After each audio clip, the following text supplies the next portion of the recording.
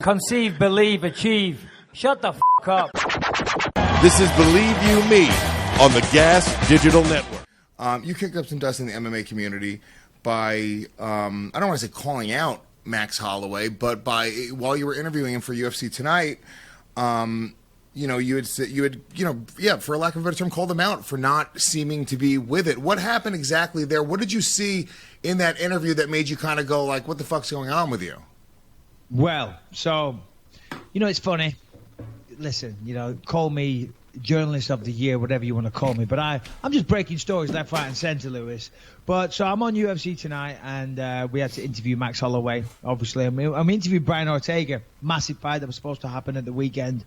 And unfortunately, it didn't. Certainly, I, as well as many, many other people, were looking forward to that fight, great fight. But we had to interview me and Max, and me and Kenny Florian and I should say, were talking about it. Prior to the interview starting, we were looking at him, and he just didn't look right. He didn't look good. He looked sick. He looked weak. He just looked off. For want of a better word, he looked off. And then when we spoke to him, he was slurring his words. And wasn't really putting together particularly coherent sentences. That might sound a bit rich coming from me.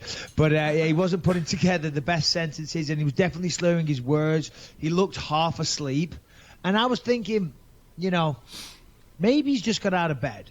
Maybe he's adjusted his his sleep patterns because he's fighting late at night. So maybe he's just got out of bed, But then the more I spoke to him, I thought, no, there's something more going on here.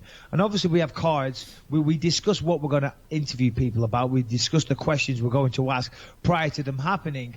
And I had my next question on here, and I thought, no, I can't ignore this. I can't ignore the fact that the guy's going to fight at the weekend, but he's slurring his words and not speaking well. And it wasn't because I was trying to get a scoop or anything. I was genuinely concerned for the guy. So I asked him, I said, Max, but I tried to make a joke out of it, like I do with everything.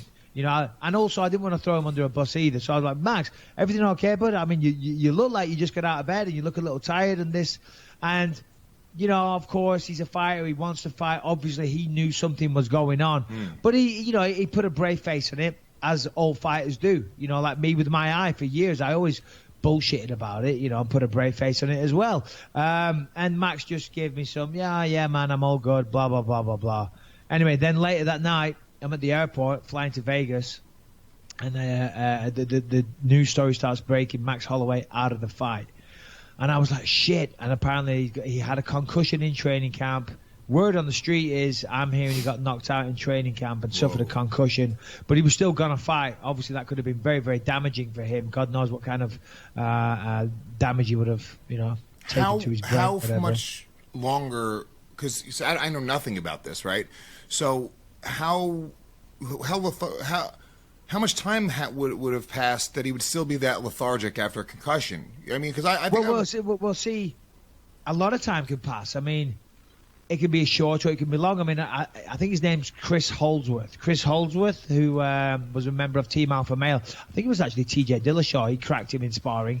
And I don't think he's ever going to fight again. What was his name? There was another guy, UFC guy. I'm sorry, his name escapes me right now. He got a concussion. Sometimes a concussion can stay with you. Sometimes a concussion can end your career. So anyway, going back to the story. So Max pulled out the fight, and obviously it was reported all over the websites. And then I look at my Twitter messages in the morning, and I have a message off Max, which I don't think you'll mind me sharing this because there's nothing controversial or whatever. He says, "Thank you for the kind words and the call out on the interview, my man. It really means a lot, and I'm grateful for it. Nothing but love for you, man." And I was like, wow. I was blown away, because it was very nice, but it was also a very honest thing for him to say. Classy, so I responded. I said, shit, man. I said, after I heard, I thought you would be pissed at me for highlighting it. You know what I mean? If you've got an injury and then a fellow fighter, a colleague, if you will, highlights it in an interview, that might be seen as a dick move. But I did it because I was concerned. And he said, nah, man, don't worry about it. Thank you again. You are a real one, my man. So that was that. When you said something, was there a part of you that was like, this guy seems concussed, or were you just like kind of like wondering what was going on? right? Because I know you had said you thought he'd maybe be tired, but at that point, were you kind of calling out an injury, or were you almost just kind of saying, like, fuck, I can't not point out the fact that he's not acting like himself? Well, I wasn't sure. As I say, I wasn't totally sure if it was a concussion or whatnot, or was he sick, or had he just got out of bed? You know what I mean? He might have just got out of bed, and maybe he took something to help him sleep the night before and was still super drowsy. You know, I didn't know. It could have been any one of those things, so I can't pretend that I was looking and seeing signs of concussion, because that's not what I was thinking. I was like, you're just off. As I said before, for want of a better word, he just seemed off. So that's why I said, Max, you good, buddy? Everything okay? Because you seem a little sleepy.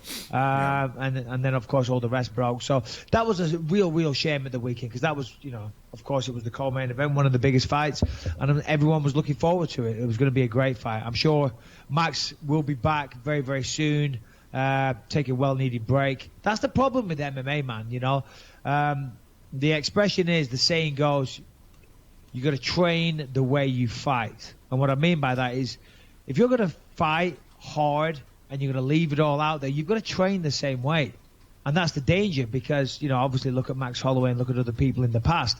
When you go, if you don't push yourself in training, you don't really go for it and have that high output, then when you come to the fight, you're not going to be able to handle it. You're going to gas yourself. You're going to tire out way quicker, because that's not the way you've been training. Now, people might say, well, you can still train a high output but not go as hard and hit as hard. But no, that's not true. Throwing a punch with force as hard as you can is way harder than throwing it light and fast. I can throw a million of these like little things, but putting everything into a big shot really tires you out. And I'm not saying you need to try and knock people out in training, but you've got to replicate a real fighting environment. And that's where the danger of training for mixed martial arts or boxing or any contact sport for that matter comes in. So it is, to train for these high-level fights, that's the way it's got to be. And unfortunately, these things happen. So it's not Max's fault, certainly not the UFC's or Brian Ortega's or anyone's fault. Of course. It's just a byproduct of the sport that we do.